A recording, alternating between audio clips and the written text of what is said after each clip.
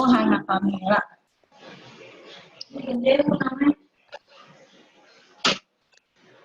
Ito, ito, Hana.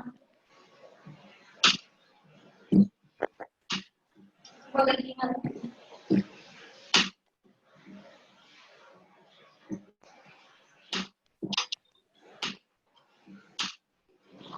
Ini gimana ya? Ganggu suaranya.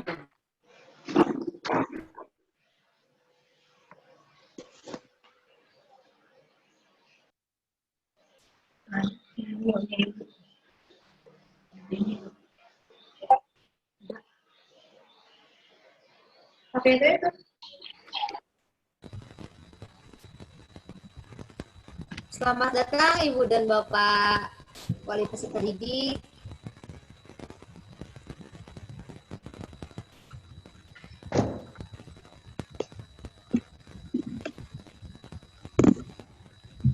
Mandi nih. Ayo sekarang.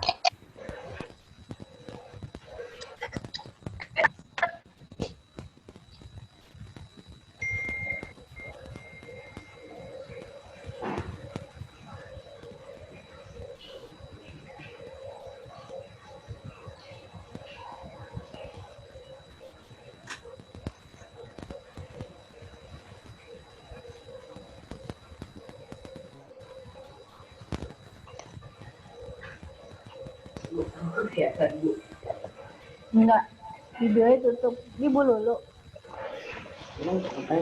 Tuh Bu Lulu. Ini seminar ini.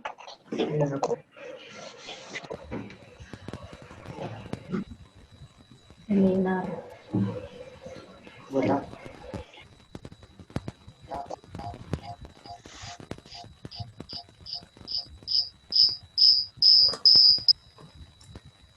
Ini tutup dulu. Mulai ya.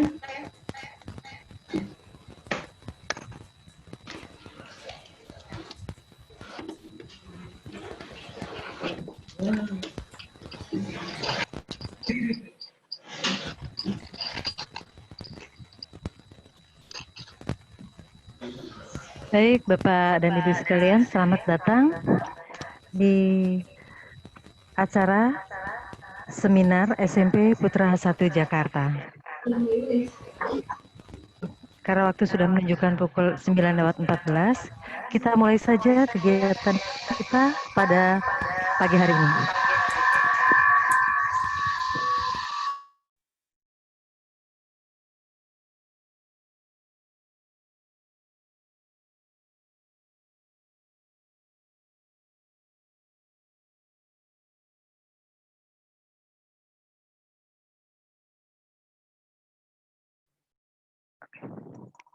Baik, terima kasih. Selamat datang kepada para undangan pada kegiatan seminar SMP Putra 1 Jakarta. Bapak dan Ibu yang saya hormati, kita mulai kegiatan kita pada pagi hari ini. Bismillahirrahmanirrahim. Assalamualaikum warahmatullahi wabarakatuh. Bismillahi walhamdulillah wala haula wala quwata illa billah amma ba'du. Yang terhormat Kepala SMP Putra 1 Jakarta, Bapak Diki Kurniawan. Yang terhormat para Kepala Bagian Sekolah Terpadu Putra 1, dalam hal ini diwakili oleh Kepala Bagian SDM, Kepala Bagian Keuangan, dan staf SDM. Kepada yang terhormat Wakil Kepala SMP Putra 1 Jakarta, Bapak Mangata Sinaga. Yang terhormat Bapak dan Ibu Wali kelas 7 dan 8. Yang terhormat Ibu Pembicara, Ibu Inayah Wibawanti, MSI, Psikolog, dan yang kami muliakan para tamu undangan, orang tua peserta didik, kelas 7 dan 8, SMP Putra 1 Jakarta. Puja, puji, dan syukur alhamdulillah selalu kita panjatkan kehadirat Allah Subhanahu wa Ta'ala karena atas perkenannya, atas karunia-Nya, atas limpahan rahmat-Nya. Pada pagi hari ini, kita bisa bertatap muka walau melalui virtual dalam keadaan sehat walafiat, tidak kurang suatu apapun di tengah pandemi COVID-19. Bapak dan Ibu yang kami hormati, saya akan membacakan susunan acara kita pada pagi hari ini sampai selesainya acara nanti. Yang pertama, pembukaan. Yang kedua, menyanyikan lagu Indonesia Raya, dilanjutkan oleh doa yang akan dipandu oleh Bapak Muhammad Bakri.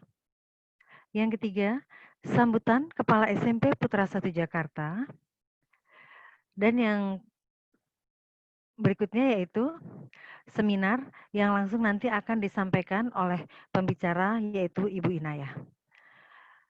Baik, Bapak dan Ibu sekalian yang saya hormati, kita buka kegiatan pada pagi hari ini dengan membaca lafaz basmalah. Bismillahirrahmanirrahim. Dan langsung kita lanjut pada acara berikutnya yaitu menyanyikan lagu Indonesia Raya. Dipersilakan Bapak Mangata Sinaga.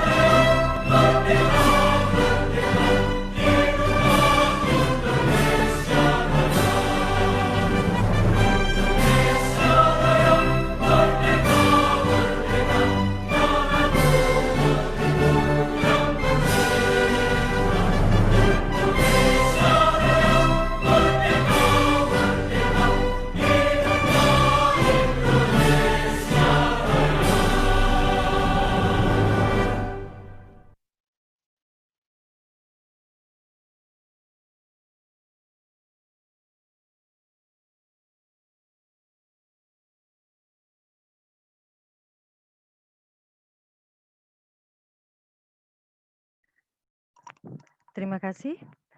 Kita lanjut pada acara berikutnya, yaitu doa yang akan dipandu oleh Bapak Muhammad Bakri. Kepada yang terhormat, Bapak Muhammad Bakri, dipersilahkan.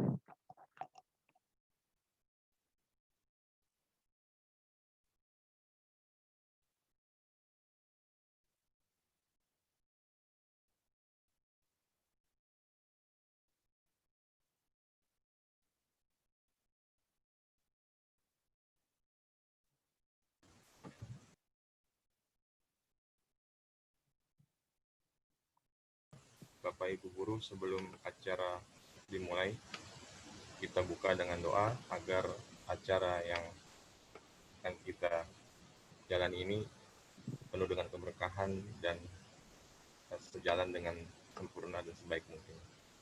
Bismillahirrahmanirrahim. Alhamdulillahirabbil alamin. Assalatu wassalamu ala sayyidina Muhammadin wa ala alihi washabihi wasallam ajma'in. Hamdan na'imin, hamdan syakirin, hamdan yufi ni'amahu wa yukafi mazidah.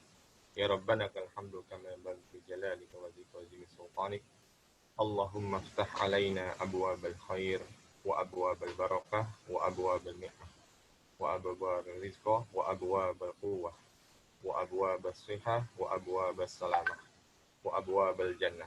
اللهم عافنا من كل بلاء الدنيا وعذاب الآخرة واصرف عنا بحق القرآن العظيم ونبيك الكريم شر الدنيا وشر الآخرة. اللهم إنا نعوذ بك من البرص والجنون والجذام ونعوذ بك من شر الأسقام. اللهم اغفر لنا وذنوبنا ولوالدينا وارحمهم كما ربونا صغارا ولجميع المسلمين والمسلمات والمؤمنين والمؤمنات الأحياء منهم والأموات. غفر الله لنا ولهم برحمتك يا أرحم الراحمين. ربنا آتنا في الدنيا حسنة وفي الآخرة حسنة وقنا عذاب النار. صلى الله على سيدنا محمد وعلى آله وصحبه وسلم. Subhana rabbika rabbil izzati amma yasifun wa salamun alal mursalin alhamdulillahi rabbil alamin. Amin, amin ya rabbal alamin. Terima kasih Bapak Muhammad Bakri. Semoga kegiatan kita sampai selesainya nanti bisa berjalan dengan lancar. Baik Bapak dan Ibu sekalian yang saya hormati, langsung saja kita lanjutkan ke acara berikutnya, yaitu sambutan oleh Kepala SMP Putra 1 Jakarta. Kepada yang terhormat Bapak Diki Kurniawan, dipersilahkan. Bismillahirrahmanirrahim. Assalamualaikum warahmatullahi wabarakatuh. Alhamdulillahirabbil alamin wassalatu wassalamu ala asrofil anbiya'i wal mursalin wa ala alihi wa sahbihi ajma'in, amma ba'du. Yang saya hormati Direktur Pelaksana Sekolah Terpadu Putra 1, Bapak Insinyur Cahyono. Yang saya hormati Bapak Ibu Kepala Bagian beserta staf. Yang saya hormati Bapak Ibu Wakil Kepala Sekolah SMP Putra 1. Yang saya hormati Bapak Ibu Wali Kelas 7 dan kelas 8. Yang saya hormati narasumber Ibu Inayah Wibawanti, MSI Psikolog. Yang saya hormati dan serta saya muliakan Bapak Ibu orang tua peserta didik kelas 7 dan kelas 8 tahun pelajaran 2020-2021. Alhamdulillah segala puji bagi Allah Subhanahu wa taala atas limpahan rahmat dan karunia-Nya. Pada pagi hari ini, hari Sabtu 15 Agustus 2020, kita bisa bertatap muka pada kesempatan pagi hari ini dalam rangkaian seminar pendidikan, seminar parenting SMP Putra 1 Jakarta yang pada hari ini, hari Sabtu, mengambil tema peran orang tua dalam pendidikan anak pada pembelajaran jarak jauh di era COVID-19. Bapak Ibu yang saya hormati serta saya muliakan, acara ini merupakan salah satu bentuk pengabdian kepada masyarakat dari narasumber Ibu Inayah Wibawanti, MSI Psikolog, bekerja sama dengan Sekolah Terpadu Putra 1, khususnya dengan unit SMP Putra 1 Jakarta, untuk kita sama-sama mensukseskan dunia pendidikan di Indonesia ini, khususnya di Provinsi DKI Jakarta, agar anak-anak kita, peserta didik, dapat melaksanakan kegiatan pembelajaran walaupun sampai saat ini kegiatan pembelajaran masih jarak jauh atau belajar di rumah, dan untuk meningkatkan sinergi antara sekolah dan orang tua agar anak-anak kita walaupun dengan segala keterbatasan tetap bisa belajar dengan maksimal. Pada kesempatan pagi hari ini saya ucapkan terima kasih kepada seluruh pihak, kepada manajemen Sekolah Terpadu Putra 1, Bapak Ibu guru, khususnya kepada narasumber Ibu Inayah yang sudah berkenan untuk berbagi wawasan kepada kami semua dan kepada orang tua peserta didik SMP Putra 1 Jakarta. Semoga kegiatan pagi hari ini bisa bermanfaat bagi kita semua. Terima kasih atas kehadiran Bapak Ibu. Billahi taufiq wal hidayah. Wassalamualaikum warahmatullahi wabarakatuh.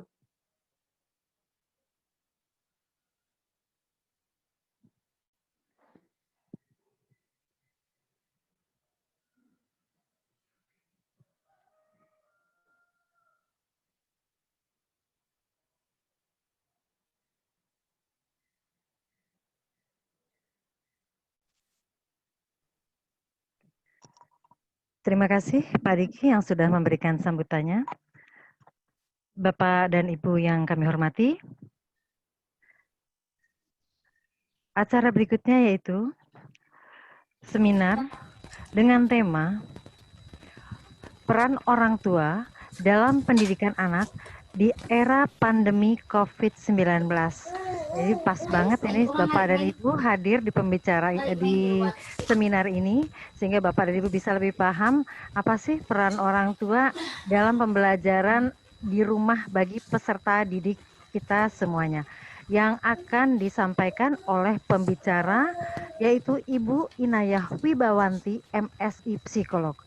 Dan pada seminar ini akan dimoderatori oleh Ibu Lulu Lutfiah.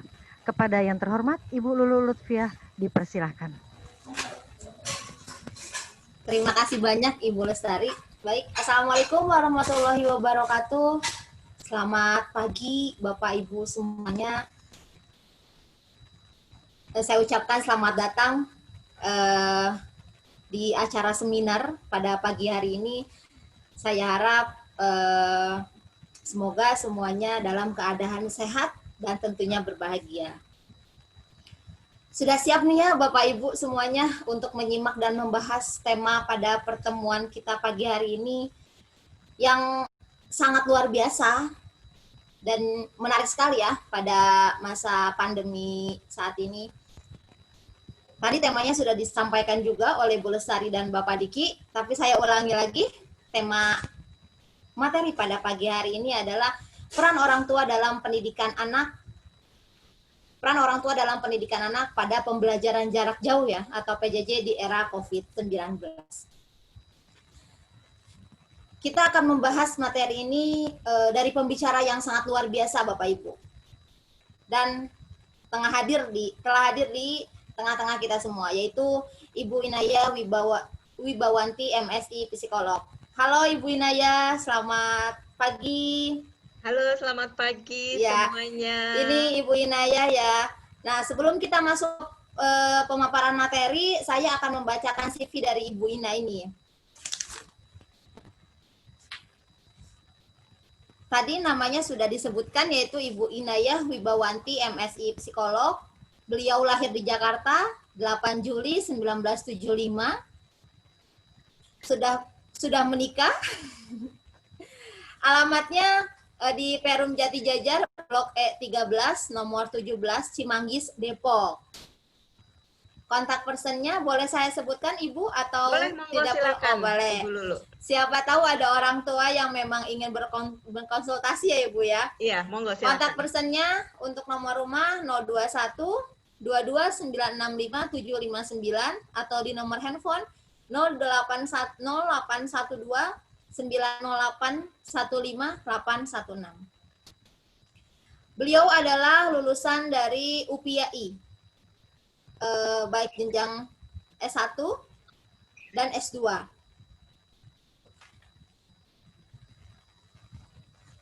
Dan beliau juga merupakan asesor psikolog di Sekolah Terpadu Putra 1 Jakarta. Selain di Sekolah Terpadu Putra 1, beliau juga asesor di Pemda DKI, Garuda Indonesia, PLN Pusdiklat Jakarta, ya PT Sukovindo. Dan beliau juga merupakan dosen di Universitas di UPIAI dan Trisakti School of Management, juga di Universitas Bunda Mulia, ya. Dan Head Assessment Center di Sinarmas Land, senior asesor di Sinarmas Property, dan juga Head Recruitment di PT Antaka Rasa. Banyak sekali ya, jadi insya Allah sudah tidak dihiraukan lagi untuk memaparkan materi pada pagi hari ini.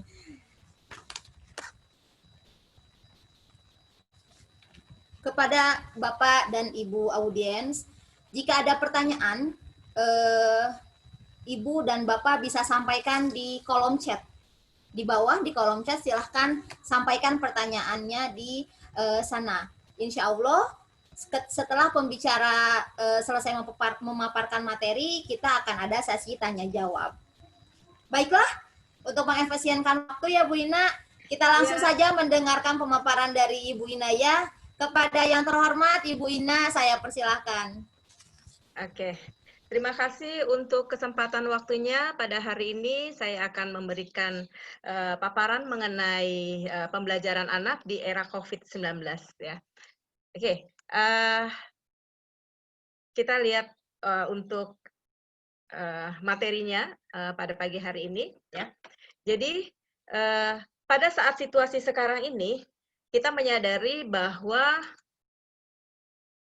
bahwa kita seolah dipaksakan bahwa kita ada di dalam keadaan bahwa kita harus tetap tinggal di rumah saja. Ya, kita tidak pernah menyangka bahwa situasi ini akan terjadi. Ya kan, Bapak Ibu sekalian, ayah bunda sekalian, dan kita bersama-sama mengetahui bahwa kita harus tetap ada di rumah karena kita ingin menjaga kesehatan dan mencegah tertularnya wabah berbahaya COVID-19. Apalagi sekarang ini memang akhir-akhir ini juga semakin lama semakin meninggi tingkat penularannya. Tapi kita tahu bahwa kita bisa menangkap makna di balik peristiwa tersebut. Bahwa setiap kita melihat sisi baik dari setiap keadaan. Bahwa ternyata memang tidak Tuhan selalu memberikan cobaan, ya kan? Tetapi di balik itu semua pasti ada hikmahnya. Nah, kembali lagi kita kepada anak-anak. Anak-anak harus belajar dan kembali lagi belajar di rumah. Bukan tidak bisa belajar lagi di sekolah, tidak bisa lagi berkumpul dengan teman-temannya untuk saat ini, tidak lagi bisa bertemu dengan guru-gurunya. Tetapi salah satu pondasi yang paling kuat di dalam diri kita itu adalah rumah. Di mana anak-anak ini dilahirkan dari ayah dan ibu, memiliki keluarga, kemudian memiliki pola asuh yang masing-masing berbeda satu dengan yang lainnya. Ya, kita lihat walaupun tanpa sederhana, rumah menjadi bangunan serbaguna yang penuh makna, warna, dan bisa mendapatkan atau bisa memberikan karya di dalamnya. Kita jadi lihat lagi, apa sih sebenarnya makna yang ada di balik musibah ini? Ya, kita jadi bisa membuat banyak orang harus kembali ke rumah, mengubah pola kebiasaan dan ritme keseharian. Sekarang kita lihat, ayah bunda juga kan ada beberapa waktu hari, ada yang melakukan WFO, ada yang melakukan WFH di rumah. Coba kita flashback lagi, ayah dan bunda sekalian. Saya juga ibu rumah tangga, saya juga seorang pekerja, saya dengan 2 orang, putra, yang satu kelas 3 SMP, yang satu kelas 1 SMA. Dulu, ya, saya sibuk dengan kegiatan saya sibuk dengan rutinitas keseharian saya. Jadi, pergi pagi, kemudian saya pulangnya juga sore ataupun malam. Dan ketemu dengan anak hanya beberapa jam. Kita selalu disibukkan dengan rutinitas kita. Makanya saya dulu full time kerja, malah dulu justru waktu full time kerja, saya itu bisa pulang sampai rumah itu paling cepat itu adalah jam 8, paling lambat itu adalah jam 10 malam, kalau saya harus mengajar sorenya atau malam, setelah saya pulang kerja. Kemudian, saya tersadar bahwa anak saya juga adalah aset yang paling penting dalam kehidupan saya, aset yang paling berharga, dan waktu tidak akan bisa balik mundur kembali. Akhirnya saya memutuskan untuk resign dari full time saya bekerja tahun 2014. Dan saya menekuni sepenuhnya pekerjaan saya sebagai seorang psikolog dan sebagai seorang dosen. Waktu itu anak saya umurnya masih kelas 3 dan kelas 4 SD. Menurut saya belum terlambat kalau saya akan memberikan pola asuh dan pendidikan buat anak-anak saya. Ya. Nah, jadi di sini kita lihat bahwa ternyata peranan orang tua, peranan keluarga itu sangat penting di dalam kita mengembangkan pendidikan buat anak-anak. Dan itu terbukti pengalaman dari saya. Ya, apalagi di era COVID-19 ini. Jadi sebenarnya yang bisa kita renungkan sekarang, itu kelemahan hanya dapat dikalahkan oleh kekuatan. Hanya keluarga yang kuat yang memiliki daya tahanlah yang mampu menjalankan peran-peran mulia di dalam keluarga, apapun keadaannya. Apapun keadaannya, apapun kondisinya, kembali lagi anak-anak akan kembali ke rumah. Kembali lagi kepada orang tua yang melahirkan mereka, yang membesarkan, yang mendidik mereka. Jadi kita lihat di sini bahwa sebenarnya musibah ini datang tetapi memberikan hikmah yang sangat besar buat kita sebagai orang tua. Kapan lagi waktunya kita bisa berdekat-dekatan dengan anak? Kapan lagi kita bisa bersama-sama dengan anak-anak? Ya. itu yang sekarang saya juga sedang merenungkan. Oh, ternyata apa langkah yang saya ambil pada saat saya resign setelah saya bekerja itu dari tahun 2001. Malah sebelumnya saya sudah bekerja dari tahun saya SMA-nya itu adalah lulusan farmasi. Jadi saya setelah lulus farmasi, saya langsung bekerja full time di Rumah Sakit Cipto Mangunkusumo. Sebelum saya berkeluarga ya. Jadi saya sudah bekerja itu dari tahun 93. Sampai dengan 2014 saya memutuskan resign dan saya kembali ke keluarga. Karena kalau dulu saya sering keluar kota, jadi waktu saya untuk anak-anak pun sangatlah berkurang sekali. Dan itu sekarang saya mengambil hikmahnya. Oh, ternyata ada hikmah atau ada sesuatu hal yang sangat berharga untuk saya dan anak-anak saya. Untuk saya menjalankan peran saya sebagai seorang ibu, sebagai seorang pendidik. Karena bagaimanapun juga, ya, anak-anak itu awal mulanya dididik oleh orang tuanya, terutama khususnya adalah dari ibunya. Makanya sekarang kita kembali lagi untuk menjalankan peran mulia tersebut di dalam keluarga, apapun keadaannya. Ya, jadi dengan adanya pandemi COVID ini, kita diajak untuk memahami kembali pesan-pesan yang disampaikan oleh Tuhan, pesan yang disampaikan oleh Allah bahwa anak itu adalah harta kita, anak itu pendidikannya tanggung jawab kita sebagai orang tuanya. Dan kita harus mengokohkan pilar-pilar yang ada di dalam bangunan keluarga, agar lebih kuat dan memiliki daya tahan untuk menghadapi berbagai tantangan kehidupan. Kita tidak tahu apa yang akan terjadi di tahun-tahun yang akan datang. Karena tahun ini pun, tahun 2020, kita tidak pernah bisa memprediksikan bahwa ini akan terjadi. Bulan Januari, bulan Februari, kita masih bisa happy, kemudian kita masih bisa keluar rumah kapanpun, kita masih bisa berbicara atau kita bisa saling berpelukan dengan orang lain, dengan rekan sejawat kita bisa berjabatan tangan. Tapi kemudian wabah itu datang. Saya ingat sekali tanggal 16 Maret saya sudah melakukan WFH. Untuk saya melakukan tugas saya sebagai dosen ya pada mahasiswa saya. Itu saya pikir itu akan terjadi hanya kurang lebih sekitar sebulan atau paling lama 2 bulan, tapi ternyata sampai dengan Agustus ini kita belum berhenti wabahnya. Jadi kita tidak bisa memprediksikan apa yang akan terjadi di tahun-tahun yang akan mendatang. Nah, di sini saya akan membagikan bagaimana sih caranya peranan orang tua ini di dalam mendampingi anak belajar di rumah. Karena saya juga orang tua, saya juga sempat mengalami stres di dalam menghadapi mendampingi anak-anak belajar di rumah. Apalagi untuk anak-anak yang sekarang kelas 7 dan kelas 8, ini anak-anak yang sudah mulai remaja. Anak-anak yang sudah mulai punya kehidupan sendiri. Anak-anak yang sudah mulai punya pendapat sendiri, maunya didengarkan, merasa pendapatnya paling benar. Kita lihat bagaimana sih caranya ya mendampingi anak belajar di rumah. Oke, kita lihat ya. Kita mendampingi anak belajar dari rumah dengan polanya yaitu dengan prinsip mikir. Ya. Jadi mendampingi anak belajar di rumah sambil orang tua mengerjakan pekerjaan yang harus diselesaikan, baik dari kantor ataupun harus bekerja dari rumah. Jadi kita memang masih harus melakukan kegiatan ya, apalagi yang sekarang masih bekerja ya, itu melakukan kegiatan WFH ya, juga menyelesaikan pekerjaan di kantor, tapi juga harus mengawasi anak-anak di dalam pembelajarannya. Karena itu kan pekerjaan rutin kita ya sebagai orang tua untuk mencari nafkah juga ya. Jadi punya tantangan tersendiri.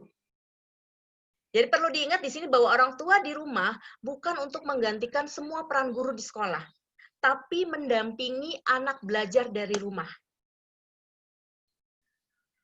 Jadi memang saya juga sering dengar curhatan dari ayah bunda sekalian, ini yang, saya kan nggak bisa belajar matematika, Bu. Saya kan bukan orang yang bisa geografi, Bu. Saya kan pengetahuannya terbatas, Bu. Tapi ingat, fungsi kita adalah mendampingi anak belajar dari rumah. Bukan menggantikan peran dari semua guru. Ya. Di sini tadi metodenya adalah metode mikir. Ya. Jadi kita yang pertama adalah membuat jadwal dan aturan bersama. Kita tanyakan kepada anak kita, mana jadwal untuk PJJ-nya? Oke, kamu mulai jadwal PJJ-nya jam berapa dimulainya?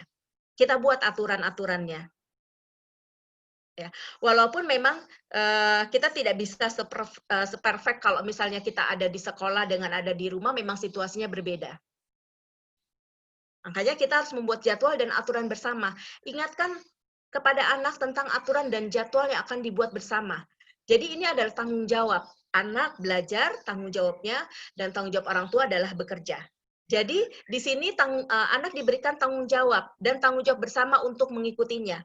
Jadi kita lihat aturan jadwalnya, kemudian membuat aturan bersama. Mana yang disetujui, mana yang diinginkan oleh anak. Oke, kalau misalnya dia sudah bilang, oke, saya buat aturan ini, buat jadwal ini, kemudian kita sepakati bahwa aturan dan jadwal ini harus kita lakukan bersama-sama dan harus diikuti. Kan ada aturannya, pagi jam berapa harus bangun, kemudian jam berapa dimulai PJJ-nya, ada waktu istirahatnya jam berapa, sampai dengan waktu PJJ itu selesai.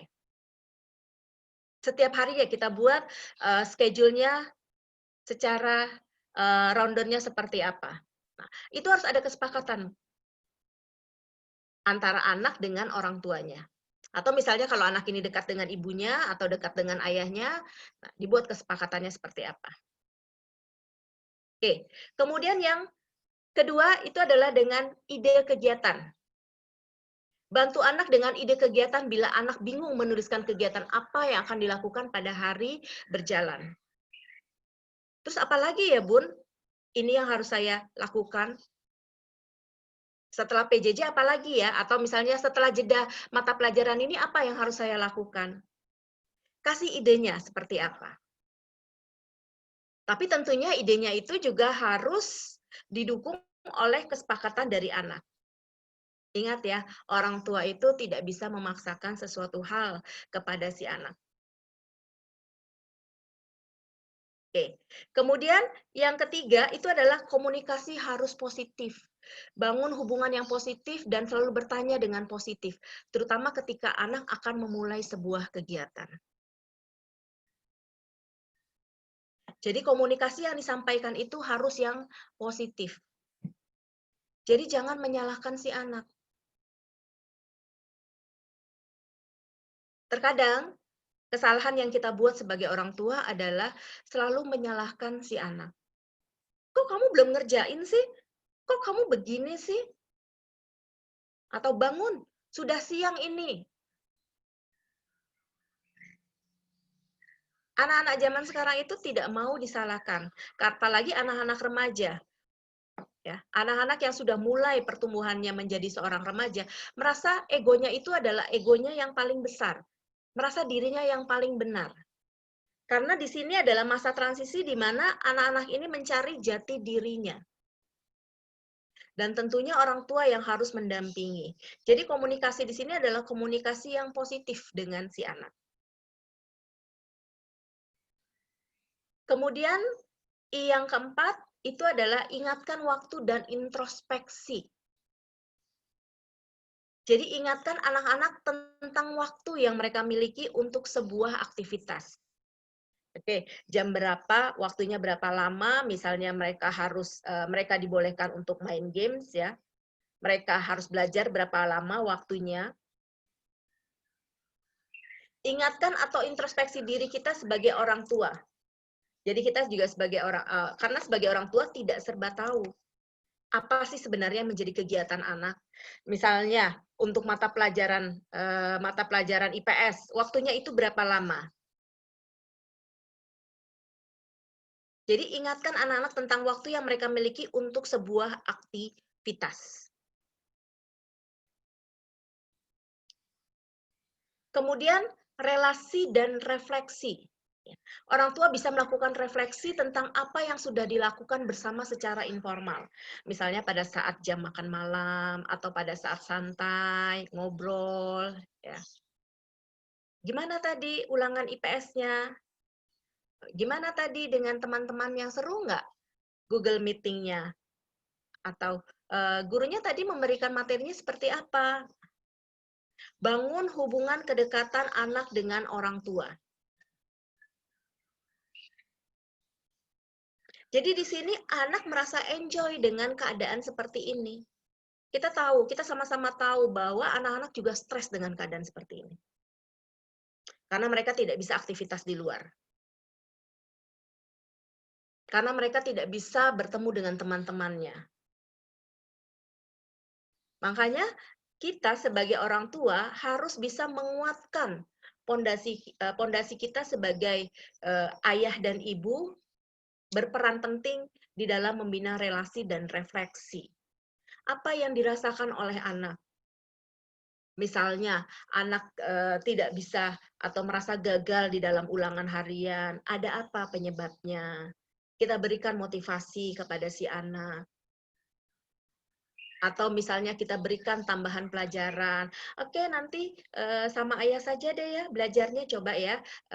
Nanti ayah ajarkan apa yang kamu tidak bisa. Jadi mikir di sini adalah kita pertama membuat jadwal, ya, membuat jadwal rutinitas kegiatan yang akan dilakukan. Kemudian yang kedua I-nya adalah kita memberikan ide kegiatan. Kemudian yang ketiga komunikasinya kita harus yang positif, tidak menyalahkan si anak. Kemudian I yang keempat adalah kita harus bisa melakukan introspeksi, ya, mengingatkan waktu dan introspeksi. Baru kemudian R-nya itu adalah kita menjalin relasi dan melakukan refleksi dengan anak apa yang sudah dilakukan bersama secara informal.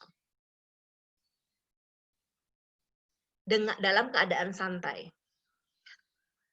Oke. Kita lihat bagaimana sih caranya kita membuat jadwal. Membuat jadwal itu membantu anak membuat jadwal kegiatan bukan berarti membuatkan jadwal untuk anak. Nah, ini yang harus kita pahami.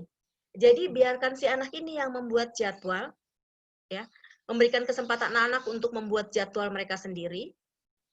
Supaya apa? Supaya mereka bisa membantu mereka untuk bertanggung jawab terhadap semua rencana kegiatan yang akan dilaksanakan pada hari berjalan.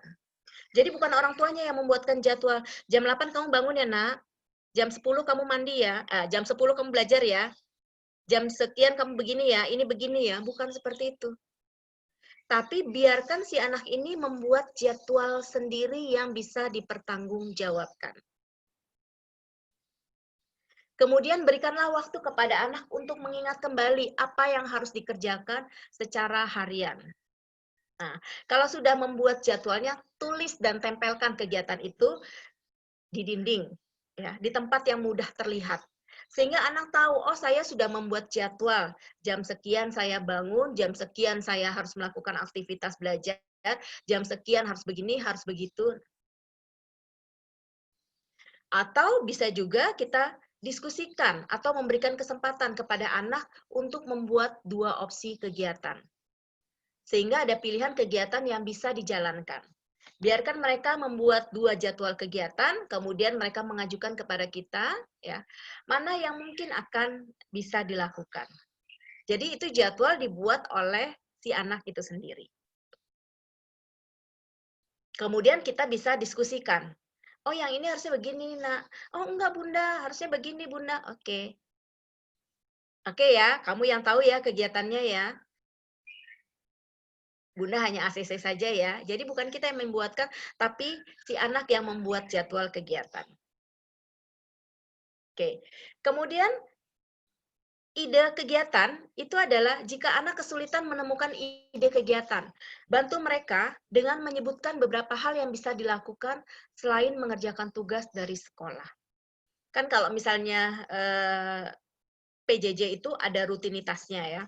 Ada rutinitasnya. Habis itu kan mereka kan biasanya, aduh apa ya yang harus saya lakukan? Nah, kita bisa berikan ide kegiatannya. Ide kegiatan itu kita bagi menjadi kegiatan rutin harian. Mandi pagi, sarapan, berdoa, itu adalah kegiatan rutin harian yang memang harus ada di dalam jadwal kegiatan si anak. Baru kemudian ada kegiatan belajar. Mengingatkan apa yang harus dikerjakan anak di rumah sesuai dengan tugas yang diberikan oleh gurunya. Biasanya kan guru-gurunya sudah membuat jadwal kegiatan PJJ selama seminggu. Atau ada juga kalau di anak saya itu pada hari berjalan, biasanya malam sebelumnya mereka sudah guru-gurunya sudah WA ya untuk kelas online-nya. Karena kalau di sekolah anak saya itu harus diketahui oleh orang tuanya. Jadi orang tuanya yang nanti akan memforward kepada si anak untuk kegiatan belajarnya. Jadi mengingatkan apa yang harus dikerjakan anak di rumah sesuai dengan tugas yang diberikan oleh gurunya. Kalaupun misalnya kita harus bekerja dari kantor, WFO, kita juga harus meluangkan waktu. Kita sebagai orang tua juga harus punya komitmen untuk membantu si anak. Mengingatkan. Oh, ini jam waktunya saya harus mengingatkan anak saya untuk kegiatan apa yang harus dilakukan sesuai dengan tugas yang diberikan oleh gurunya. Itu untuk kegiatan belajar. Kemudian ada kegiatan secara fisik. Ya, ini ide kegiatan secara fisik.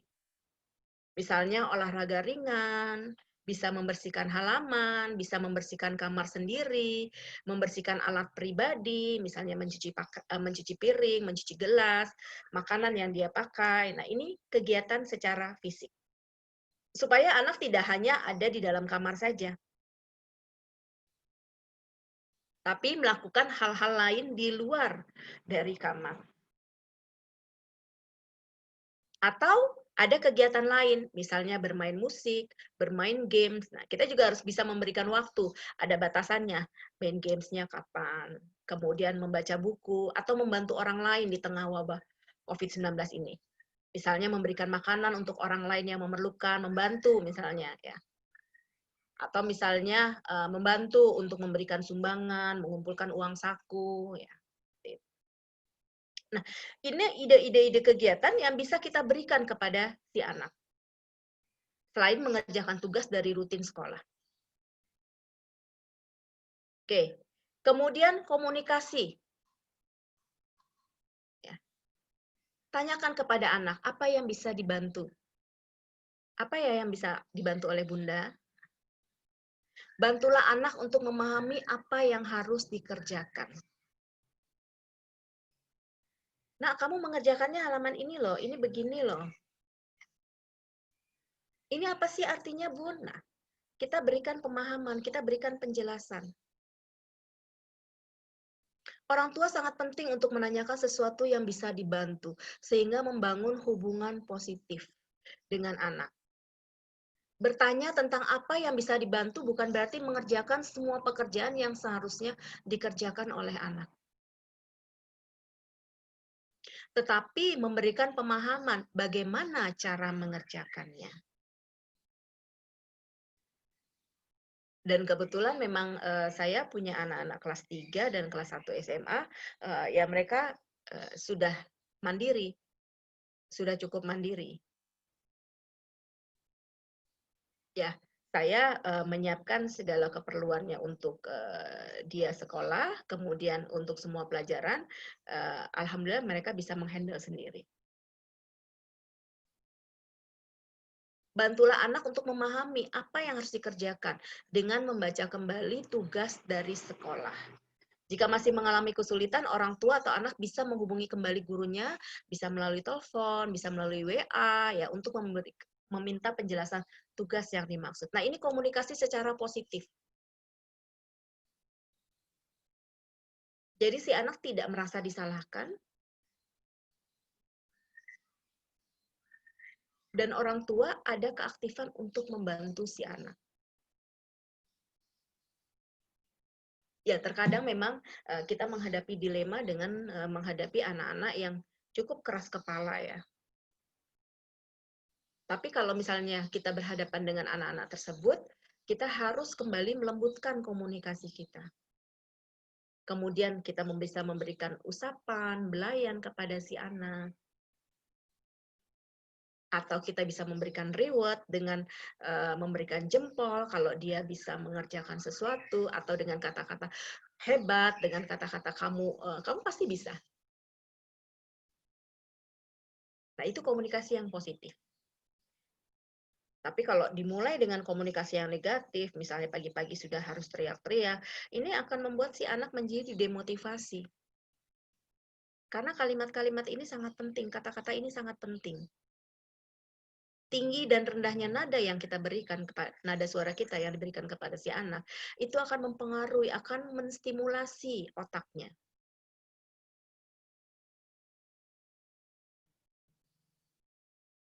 Oke, itu ya tentang komunikasi positif. Oke, kemudian I, itu adalah ingatkan jadwal. Ingatkan jadwal, kegiatan dan waktu yang akan, sedang, dan telah digunakan oleh si anak. Jadi mengingatkan kegiatan yang sudah direncanakan, bisa membantu mereka untuk bisa mencapai target. Beberapa kegiatan yang sudah direncanakan kadang tidak bisa dikerjakan karena anak mengubah jadwal yang sudah dibuat. Kadang-kadang seperti itu ya. Kita memang prakteknya kalau di lapangan memang agak sedikit bermasalah atau agak sedikit sulit lah. Tapi kita harus bisa mengaturnya. Ya. Kalau misalnya dia keluar dari rule yang sudah disepakati, kita ingatkan lagi. Ingatkanlah bahwa mengubah jadwal bisa dilakukan dengan menulis kembali perubahan pada jadwal yang sudah dibuat, sehingga target-target kegiatan bisa dicapai. Oke, molor waktunya 10 menit, 15 menit. Oke. Tapi kita harus tahu ya, target kamu seperti ini ya.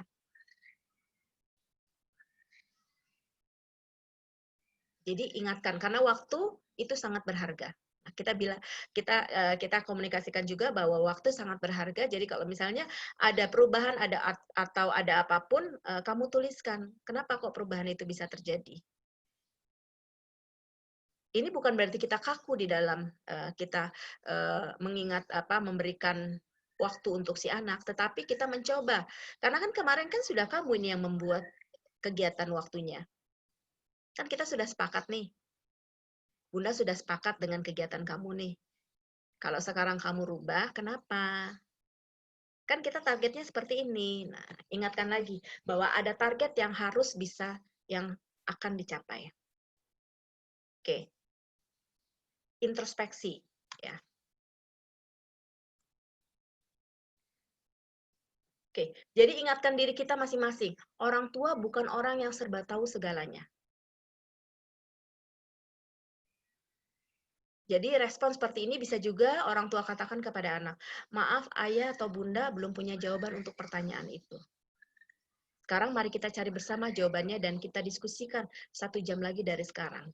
Jadi kalau misalnya ada sesuatu hal, misalnya tentang pelajaran yang ditanyakan kepada si anak, kepada orang tua, ya, kita juga jangan sok tahu, kok kamu nggak bisa sih, ini kan gampang, ini, gitu kan. Karena sekarang kan pelajarannya semakin lama semakin sulit ya Bun. Untuk pelajaran anak-anak sekarang itu saya aja juga sudah kadang-kadang kewalahan kalau misalnya ditanyakan. Nah, kita bisa cari tahu, kita bisa googling ya kan. Oh ini gimana sih caranya ini.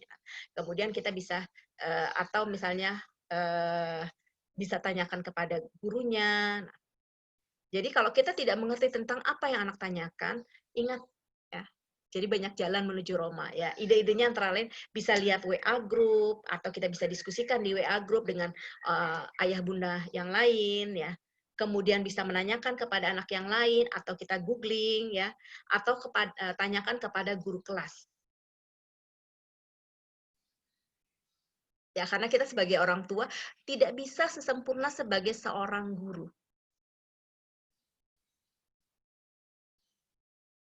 Ya, itu yang banyak curhatan dari orang tua yang, aduh saya stres ini pelajarannya semakin lama semakin sulit. Ingat memang kapasitas kita adalah sebagai orang tua yang mendampingi anak dalam belajar.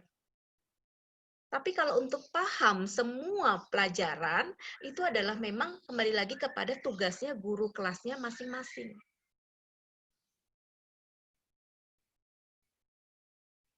Jadi kita di sini bisa kita tanya kepada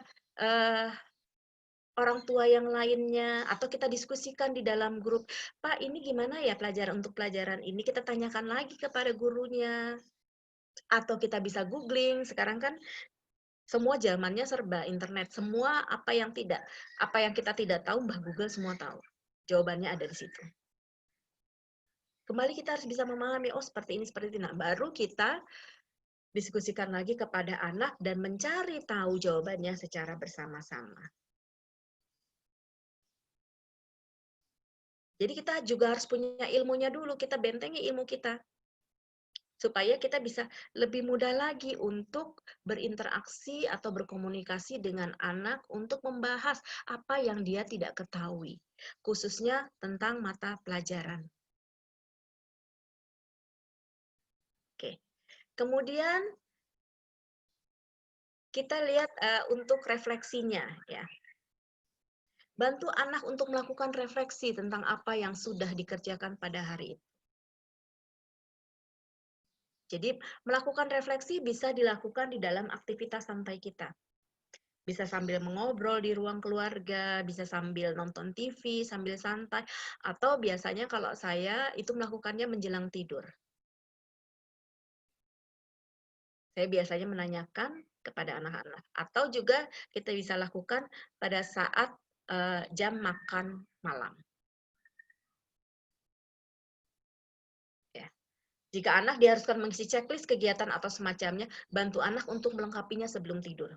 Kebetulan untuk anak saya yang kelas 3, ya, kelas 3 SMP itu sekolah di IT, dia harus ada setiap hari ada hafalan surat Al-Quran. Dan itu orang tua yang wajib untuk melaporkannya. Jadi saya sebelum tidur saya selalu menanyakan, murojaahnya sudah sampai mana? Kemudian nanti anak saya akan memberitahu dan saya baru akan melakukan penulisan, ya, melaporkannya kepada guru tahfiznya. Ada satu lagi juga, anak-anak saya juga harus melaporkan kegiatannya setiap hari. Orang tua yang harus melaporkan. Dari kegiatan sholatnya, kemudian ngajinya, nah itu setiap hari.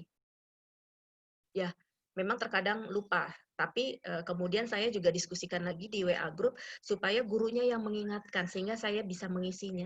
Kadang-kadang kan orang tua dengan segala kegiatan kesibukannya suka terlewat, tapi setelah saya berikan masukan seperti itu, sekarang hampir setiap hari gurunya mengirimkan link untuk kami isi setiap malam. Sebelum jam 9 malam itu kami isi checklist kegiatannya setiap hari si anak. Jadi refleksi bisa dilakukan dengan mengajukan pertanyaan seperti ini. Bagaimana perasaanmu hari ini? Enak nggak tadi pelajarannya? PJJ-nya tadi kelasnya rame nggak? Apa yang sudah berhasil dilakukan atau dilaksanakan? Apa yang belum berhasil? Gimana tadi? Ya, sambil santai ya menanyakannya. Apa yang membuatmu senang, sedih, kesal, atau bahagia? Terkadang anak memang membutuhkan orang tua bisa aktif menanyakan apa sih yang bisa mereka rasakan.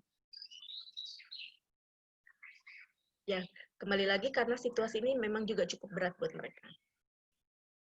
Ya, dengarkanlah cerita mereka. Pujilah pencapaian anak-anak hari ini dan berikan komentar atau saran jika diperlukan. Jadi anak-anak ini memang membutuhkan peranan kita sebagai orang tua. Membutuhkan afeksi, membutuhkan kasih sayang, membutuhkan stimulus. Mereka membutuhkan komunikasi aktif dari orang tuanya.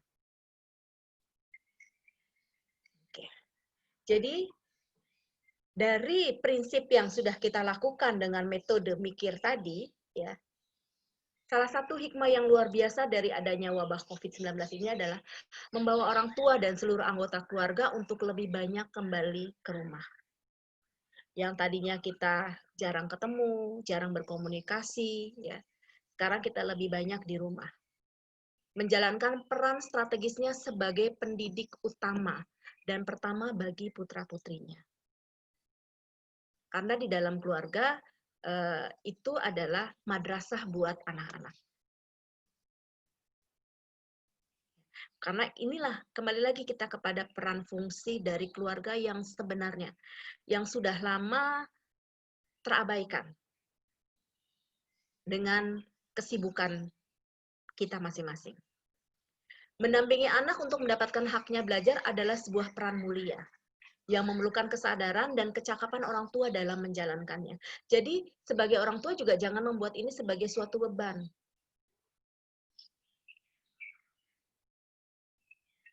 Kita juga harus enjoy.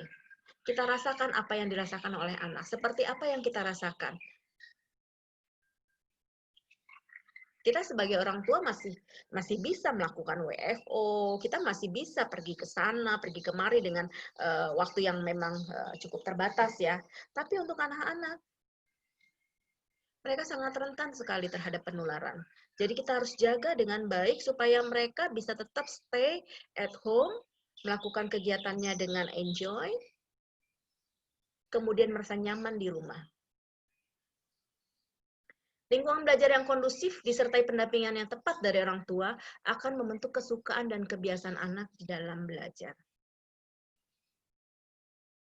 Jadi anak tidak lagi terbebani dengan, kok saya harus belajar sih setiap hari? Kan bisa saya seperti ini. Gurunya juga nggak ngeliat kok, atau izin dulu deh. Sekarang kita ingatkan lagi bahwa anak-anak punya tugas dan tanggung jawab sebagai seorang anak, sebagai seorang siswa untuk bisa belajar. Dan orang tua punya tugas dan tanggung jawab sebagai orang tua membiayai kebutuhan anak, memenuhinya. Kemudian orang tua juga punya tanggung jawab di dalam mencari nafkah. Nah, kita ingatkan kembali tugas dan peran kita masing-masing.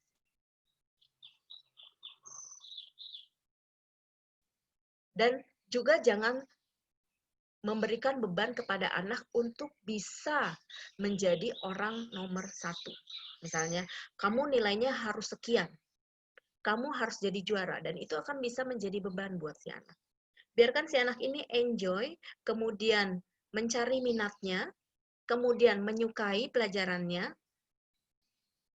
dan akhirnya bisa lebih senang menikmati belajar dari rumah. Jadi semoga ini bisa dimanfaatkan ya untuk membangun ketahanan keluarga dalam setiap keadaan. Jadi apapun nanti yang akan terjadi, kembali lagi bahwa ada keluarga yang bisa membantu si anak. Jadi si anak tidak mencari tempat yang lainnya untuk meminta pertolongan selain kepada ayah dan bundanya dan selain kepada anggota keluarga ataupun rumah yang menjadi tempatnya berlindung. Itulah kenapa COVID-19 ini banyak memberikan manfaat buat kita untuk menjalankan peran mulia kita sebagai orang tua. Oke, itu sekalian ayah bunda, bapak ibu semuanya tentang materi hari ini. Maka sekarang kita harus bersyukur untuk masa-masa yang sulit. Ya, karena dari sini kita ditempa untuk bisa tahan dan tangguh terhadap tantangan di masa yang akan datang. Yang kita tidak tahu apa yang akan terjadi di tahun-tahun yang akan datang. Oke. Demikian materi dari saya. Ibu Lulu. Ya, Ibu Ina. Semoga ayah dan bunda bisa memahami dengan baik materi dari saya. Kalau misalnya ada pertanyaan, bisa diajukan kepada saya, Ibu Lulu. Ya, baik Bu Ina. Ini sambil nunggu pertanyaan, mungkin ayah dan bunda masih mau fokus mendengarkan materi tadi. Jadi belum ada pertanyaan yang masuk ke saya nih Bu Ina.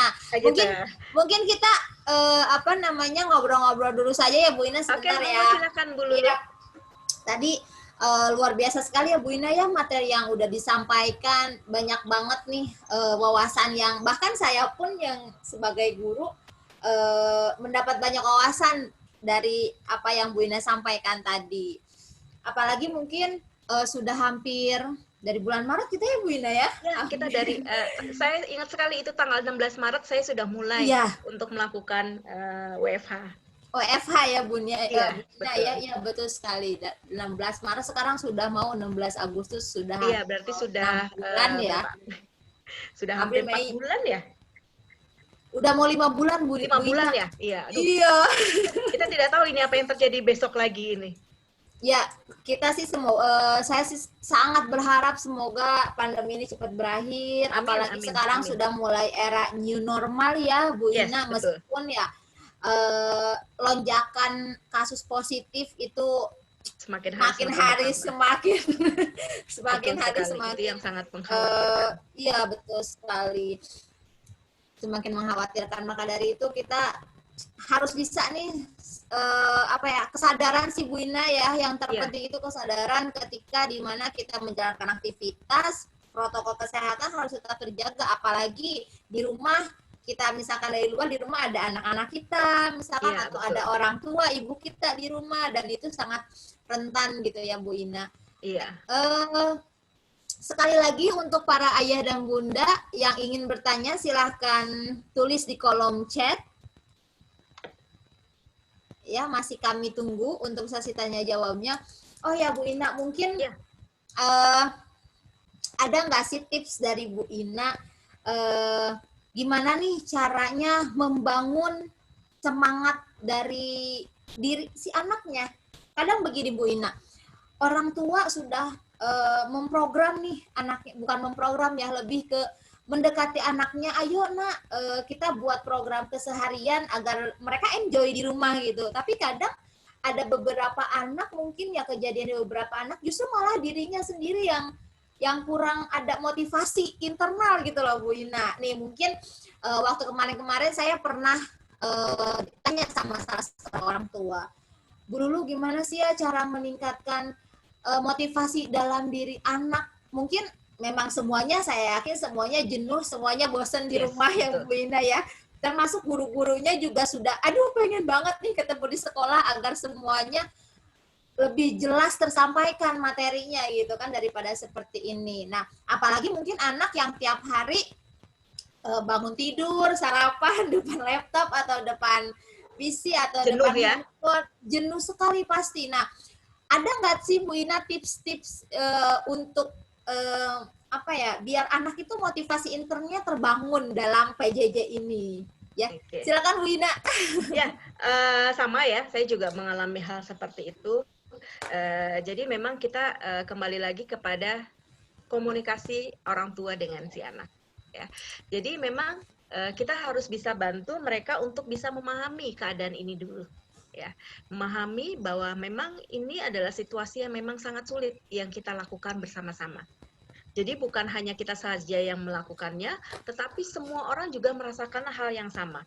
Nah, seperti itu. Kemudian yang kedua adalah kita memberitahukan apa yang menjadi tanggung jawabnya dia. Ya.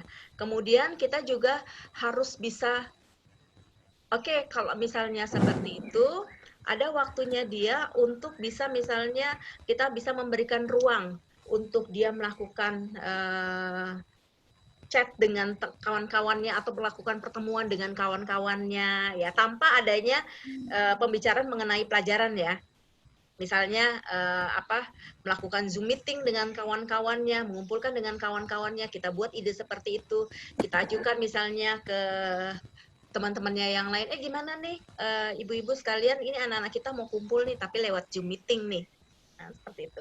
Sehingga di sana mereka bisa meluapkan perasaan-perasaan mereka kepada kawan-kawannya, bisa bertemu, bisa bertatap muka dengan kawan-kawannya lewat online. Nah, bisa seperti itu. Itu bisa membangkitkan motivasinya dia. Iya loh, saya begini loh, ini begini loh. Nah, jadi sebenarnya kebutuhannya adalah mereka ingin bisa berkomunikasi atau bisa bercengkrama dengan orang lain, dengan teman-temannya khususnya. Kalaupun misalnya mereka motivasinya rendah, ya, motivasinya kembali menurun lagi, kita juga harus bisa membangkitkannya. Yaitu kembali lagi kepada bagaimana orang tua bisa memberikan afeksi, kemudian bisa memberikan waktu yang longgar untuk anak-anak ini bisa berkomunikasi, bisa bercerita apa yang dia rasakan, seperti itu. Karena kan biasanya anak-anak ini senangnya kalau mereka diperhatikan. Kalau anak saya biasanya, Bun, aku nanti minta beliin ini ya buat komputerku ya, gitu kan. Oke, nanti Bunda belikan ya di Tokopedia ya. Oh, dia senang nih, walaupun dia tidak bisa keluar rumah, tapi keinginannya dia bisa terwujudkan, ya kan. Bun, aku minta belikan ini nih, gitu kan. Bun, nanti tolong sarapannya aku minta dibikinin ini nih. Atau kita sudah siapkan cemilan untuk anak-anak, apa yang mereka sukai. Nah, jadi anggap aja ruangan rumah ini adalah ruangan yang seluas-luasnya yang bisa mereka bisa buat, bisa bereksplorasi. Dan kita yang membantu. Jadi jangan yang, Bun, ih kamu kok jajan melulu sih, di rumah kok banyak ini. Nah, kita mengeluh. Kalau kita sudah mengeluh seperti itu, maka si anak juga kalau tidak ada yang mereka bisa lakukan atau tidak ada yang mereka bisa inginkan, mereka kan akhirnya jadi malas untuk melakukan yang lainnya. Benar nggak, Bun? Betul, Bunda betul. Lulu kan juga gitu kan, menyiapkan apa yang diperlukan untuk si anak, ya kan, makanannya, atau besok mau sarapan apa nih? Ya kan? Sarapannya yang disukai oleh si anak. Oke, misalnya kemudian kamu butuh apa? Kan mereka kan nggak bisa misalnya harus pergi ke toko buku. Kamu butuh apa? Nanti biar nanti Bunda yang belikan. Jadi mereka tetap di rumah, tapi mereka mendapatkan apa yang mereka inginkan. Nah itu, kemudian kita juga melakukan komunikasi dengan anak. Apa sih yang bisa dirasakan? Nah, tadi juga saya mengatakan bahwa mereka juga bisa melakukan pertemuan dengan teman-temannya. Kenapa enggak kita lakukan Zoom meeting? Biarlah mereka yang membuat. Tanpa adanya guru, tanpa adanya harus pelajaran, mereka bicara saja, terserah mereka, tapi melalui Zoom. Nah, bisa seperti itu cara-caranya, Bun, yang bisa dilakukan. Nah, kita juga harus kerjasama dengan anak. Kalau saya biasanya seperti itu, saya tanyakan dulu sarapannya apa makanan yang mereka inginkan, jadi mereka juga tidak jenuh, ya kan. Kemudian melakukan aktivitas, ya kan, kegiatan-kegiatan yang tadi sudah saya sebutkan, atau bisa membantu saya, misalnya saya masak, dia bisa bantu saya. Nah, atau bisa melakukan kegiatan yang lain, misalnya anak saya yang laki-laki juga saya suruh untuk menyapu rumah kalau misalnya sudah habis kegiatan belajarnya, atau bermain dengan hewan piaraannya. Nah, kebetulan kami punya kucing, ya kan, suka diajak buat bermain, nah supaya untuk menghilangkan kejenuhan berada di rumah. Iya, jadi sebisa mungkin suasana rumah itu dibikin nyaman ya Bu Ina ya, Yes, agar juga betul. anak itu nyaman meskipun mereka tidak keluar rumah, tapi apapun mereka bisa lakukan di dalam Bisa rumah lakukan, ya Bu Ina. ya kan? Betul. Iya, Iya, karena kan terima kita kasih memang nih. prinsipnya adalah sebisa mungkin anak-anak ini tidak melakukan aktivitas banyak di luar, karena mereka yang sangat rentan untuk penularan Iya, tertular seperti ya. ini, ya kan. Iya, karena kan anak-anak Betul. gitu ya, kalau udah ketemu sama teman-temannya, ya kan, udah lupa itu pakai masker, ya kan, udah ya udah berdekat-dekatan sekali. Kalau kita kan sebagai orang tua masih bisa melakukan semua protokol kesehatan dengan baik dan benar. Betul. Terima kasih Bu Ina untuk tipsnya nih.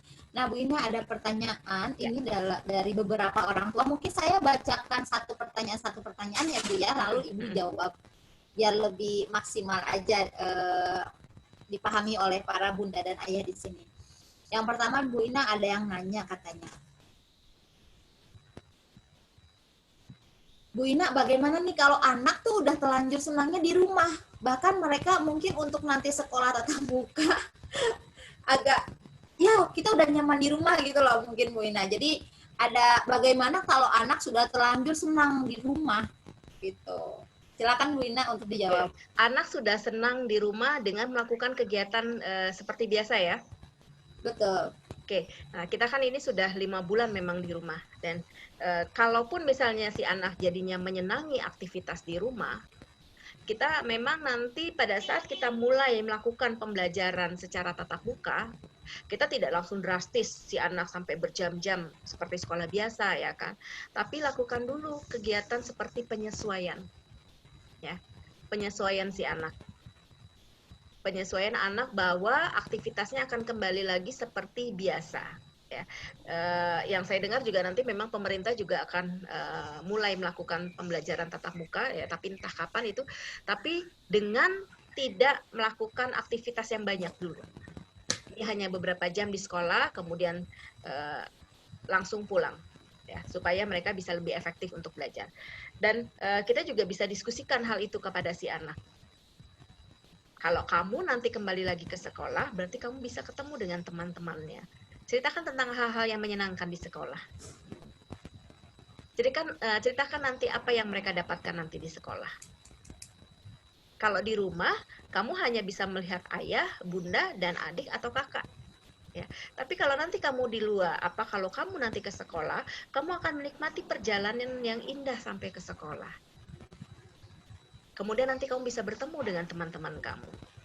Kamu bisa bercerita apa saja dengan teman-teman kamu. Kamu bisa bertanya kepada guru tentang apa yang tidak kamu pahami tentang pelajaran. Nah, tapi memang si anak, enggak, enakan di rumah. Loh, kamu belum coba sih, nanti kita akan coba. Atau bisa juga kita coba dengan kita mengajak si anak untuk keluar rumah. Untuk berekreasi misalnya, atau misalnya kita bisa menginap di suatu tempat, ya kan. Lihat, kamu bisa menghirup udara yang segar sekali, ya kan. Beda halnya kalau kamu di rumah. Udara ini juga bisa membantu kesehatan kamu. Seperti itu. Jadi mereka kalau di rumah pun, ya kan, memang enak di rumah, tapi kamu tidak banyak ketemu dengan orang. Jadi bisa kita, yaitu, menceritakan hal-hal yang menyenangkan yang nanti akan dia dapatkan kalau nanti dia harus keluar dari rumah, ya kan. Seperti itu. Kembali beraktivitas Dan biasanya biasa, ya anak-anak ya, senang ya. kok kalau misalnya sudah kita ceritakan tentang hal karena ini kan sekarang situasinya mereka bisa tidur, ya kan, mereka bisa rebahan, itu memang mereka yang. Tapi kan kalau misalnya nanti sudah di luar rumah, oh iya ternyata enak ya di luar rumah ya dibandingkan di rumah. Tapi ingat, tetap ini adalah masa-masa adaptasi. Kita juga harus waspada dengan keadaan seperti ini. Nah, jadi ingatkan kembali anak-anak tentang kewaspadaan di dalam menjaga kesehatan. Ya mudah-mudahan ya Bun ya, kita bisa keluar dari situasi yang sulit ini. Saya rasa seperti itu tipsnya. Kalau misalnya anak-anak membangkitkan motivasi anak untuk nanti bisa belajar lagi secara tatap muka. Baik, jadi tipsnya itu ya Bu Ina ya, ceritakan hal-hal yang menarik untuk si anak yang ada di luar rumah ketika dia harus beraktivitas di sekolah lagi gitu ya. Tapi Bu jangan Ina, langsung ya. drastis harus sehari ya seperti kita sekolah dari jam 7 sampai dengan jam 3 sore ya. Bisa aktivitas biasanya, nanti kan kita juga akan ada masa transisi di mana si anak ini beradaptasi lagi untuk bisa aktivitas kembali di luar rumah.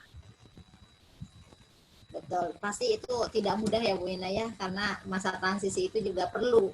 Tidak mudah mengubah kebiasaan yang sudah berbulan-bulan ini menjadi kebiasaan baru lagi, seperti itu. Ya. Baik, Bu Ina, ada pertanyaan lagi. Katanya kalau menghadapi anak yang keras kepala,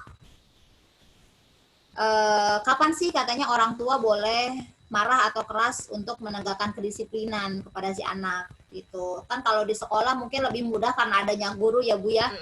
Mungkin beberapa anak bahkan takutnya sama guru bukan sama orang tua sekarang gitu kan. Nah kalau di sekolah itu lebih mudah mendisiplin anak, tapi kalau di rumah karena mungkin di rumah ya, orang tua kapan sih boleh menanamkan disiplin atau bahkan mungkin marah ke anak katanya gitu. Karena anak kan sukanya kalau sendiri di rumah. Seperti itu Bu Ina, silahkan. Oke, masalah itu juga saya hadapi ya dengan menghadapi 2 anak remaja ya. Jadi memang mereka suka berdebat ya, suka berdebat keras kepala ya, merasa dirinya paling benar. Itu yang dilema yang memang sama-sama saya hadapi juga. Biasanya kalau saya lebih fokusnya adalah kalau mereka boleh keras kepala, tapi mereka juga harus fokus dengan pelajarannya. Artinya gini, artinya kalau apa yang membuat mereka mendebatkan sesuatu itu, mendebatkan dalam hal apa ini? Kalau misalnya mendebatkan dalam hal, saya nggak mau belajar, saya nggak mau mengerjakan tugas dari guru, itu berarti apa yang mereka debatkan itu adalah hal yang tidak baik, hal yang salah. Karena mereka otomatis akan mendapatkan punishment, mereka tidak mendapatkan nilai yang bagus, atau mereka tidak mendapatkan nilai dari guru kalau mereka tidak mengerjakannya. Jadi kita ingatkan lagi bahwa kamu belajar di sini, kamu harus menyelesaikan tugas kamu. Ya, kita targetnya adalah kamu harus bisa menyelesaikan tugas yang diberikan oleh guru. Kalau kamu menolak untuk tidak melakukan tugas itu, berarti nanti konsekuensinya adalah kamu tidak mendapatkan nilai dan kamu tidak akan naik kelas. Yang rugi siapa? Nah, jadi kita lihat keras kepalanya ini dalam hal apa. Tapi kalau dalam hal dia tidak mau mengerjakan sekolah, kita bisa bersikap tegas. Tapi bersikap tegasnya itu juga dengan memahami perasaan si anak. Ada masalah apa ini? Kok kamu tidak mau mengerjakan tugas dari guru? Kok kamu ngeyel nggak mau mengerjakan? Kalau masalahnya adalah kesulitan dalam memahami, oh yuk kita sama-sama belajar. Apa yang kamu tidak ketahui? Apa yang kamu rasakan sulit? Ya itu tadi kan, kita bisa diskusikan dengan guru kelasnya, atau kita bisa mencari tahu dengan googling, ya kan, atau bisa menanyakan kepada teman dari si anak. Tapi kalau keras kepalanya dalam hal lain, ya kita diskusikan. Jadi jangan semua itu kita berikan punishment kepada si anak. Karena si anak zaman sekarang itu, dia sudah tahu mana yang baik, dia sudah tahu apa yang harus mereka kerjakan. Biasanya seperti itu.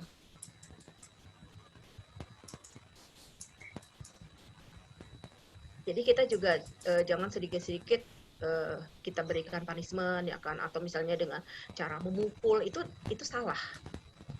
Kalau semakin dia disakiti dengan punishment seperti itu, maka si anak itu juga akan semakin keras. Kita harus cari tahu dulu penyebabnya seperti apa. Kan tadi saya sudah katakan bahwa ide kegiatan ya membuat jadwal itu kita komunikasikan dengan anak. Jadi mereka juga menyetujui. Kita tidak memaksakan kegiatan yang kita lakukan kepada si anak. Dan kita juga memenuhi kebutuhannya mereka. Kita juga memberikan afeksi kepada mereka dengan kata-kata yang lembut, dengan komunikasi yang positif, ya kan. Jadi seperti itu Bu Lulu. Jadi jangan yang keras kemudian ditambah dengan keras, ya kan. Makin tinggi kita tambahkan dengan nada yang tinggi lagi, wah nggak akan ketemu hasilnya. Kita tanyakan dulu apa yang menjadi masalah kamu. Keras kepalanya ini karena apa? Kalau misalnya keras kepalanya, misalnya saya tidak mau melakukan kegiatan di rumah atau tidak mau membantu orang tua, oke. Berarti kalau tidak mau membantu orang tua, kita cari alternatifnya yang lain yuk. Kamu bisa kan kalau misalnya cuma seminggu sekali, atau kamu bisa kan kalau misalnya cuma ini saja. Misalnya dari 4 kegiatan, kamu bisa kan kerjakan dengan yang 1 saja. Nah, kita juga harus bisa melembutkan, ya kan, bisa mengalah dulu. Nah, seperti itu.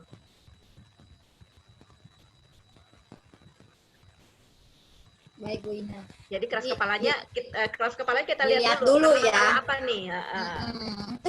Ya, tapi kalau dalam hal dengan apa nih? Saya nggak mau sekolah. Ya kenapa? Kalau nggak mau sekolah PJJ kenapa? Gitu. Ada masalah apa? Ada masalahkah dengan teman-temannya? Ada masalahkah dengan gurunya? Kalau misalnya sampai mogok nggak mau nyalain laptop ya. Setelah dia reda kemarahannya, baru kita tanyakan baik-baik, ya kan. Kita komunikasikan, kita belai, kita doakan, ya kan. Ya kan biasanya seperti itu ya dengan anak. Juga kita ya sambil kita memeluk mereka kan kita juga bacakan Al-Fatihah supaya dilembutkan hatinya, seperti itu ya. Kita juga doa setiap malam, setiap hari pada saat sholat juga kita kan mendoakan anak-anak supaya bisa dilembutkan hatinya, ditundukkan hatinya, supaya taat sama agama, taat sama orang tuanya. Baik, Ibu Ina. Saya langsung aja ke pertanyaan selanjutnya ya, Bu ya. Oke. Katanya, Bu,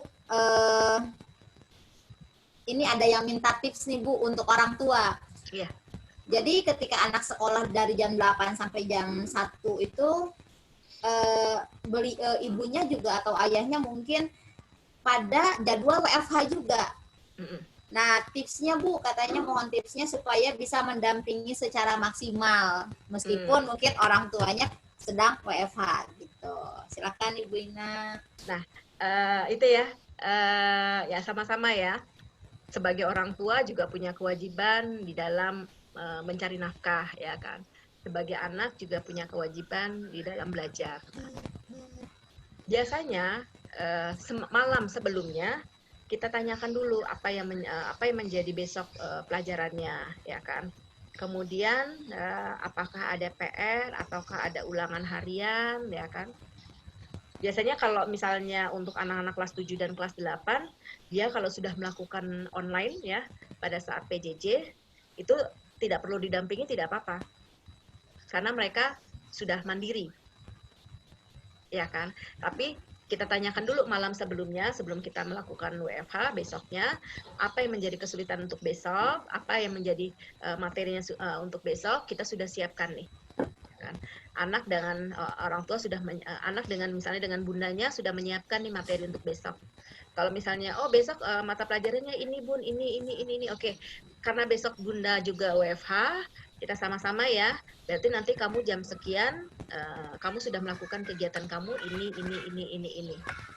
Setelah kita sudah melakukan WFH, ya, kita tanyakan lagi. Gimana tadi? Sudah selesai kan kamu kan? Nah, seperti itu. Jadi jangan kita juga mengawasi sambil ngeliatin sama-sama ngeliatin laptopnya dia, enggak seperti itu jadi tugas kita. Tapi kita menanyakan, ya kan. Ya itu kan tadi ada waktunya untuk refleksi ya.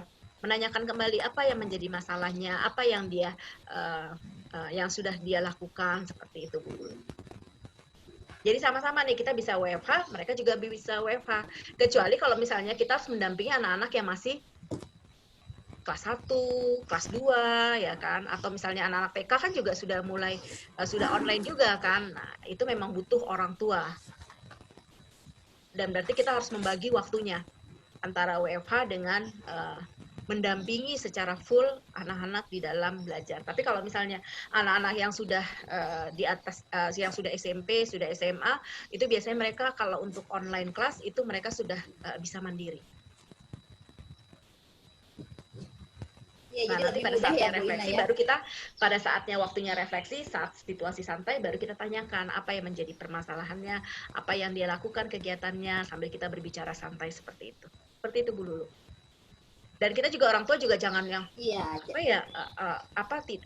tidak percaya dengan apa yang dilakukan anak. Kalau kita sudah menumbuhkan rasa seperti itu, maka kita sendiri yang repot.